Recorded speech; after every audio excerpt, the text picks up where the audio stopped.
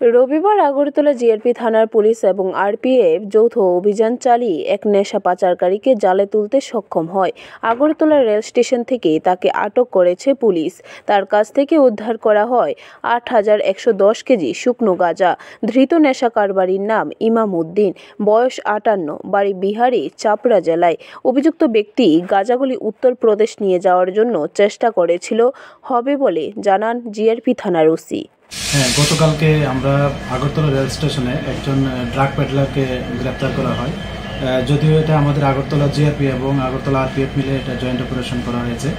তো ওনার কাছ থেকে একটি ব্যাগের মধ্যে, হাত ব্যাগের মধ্যে ৮ প্যাকেট গাঁজা, যা ওজন করলে দেখা গেল ৮ কেজি ১০০ গ্রাম।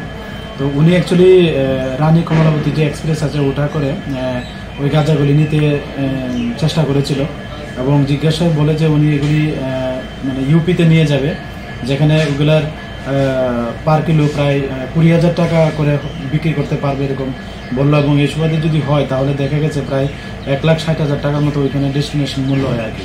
তো আমরা গতকালকে আমাদের আগরতলা জিআরপি থানাতে ওনার এগেনস্টে একটা মামলা নিয়েছি এনডিপিএস দ্বারাই। তো আজকে আমরা ওনাকে মামলা আদালতে প্রেরণ করছি এবং পুলিশ রিমান্ডও চাচ্ছি। এবং আমরা এটাও দেখছি যে মানে উনি এগুলি কোথা থেকে এনেছে এবং ওটার যে ডেস্টিনেশন কাকে উনি দেবেন এগুলি আমরা দেখছি এবং যারা এগুলোর সঙ্গে যুক্ত থাকবেন আমরা অবশ্যই তাদের আইনের আওতায় আনবো। ওনার নাম এবং বাসস্থান? আচ্ছা, ওনার নাম জিজ্ঞেস করলে বলে ওনার নাম ইমাম উদ্দিন, বয়স ৫৮-র আশেপাশে এবং উনি চাপড়া জেলার অন্তর্গত বিহারে আর কি। ব্যুরো রিপোর্ট, খবর ত্রিপুরা।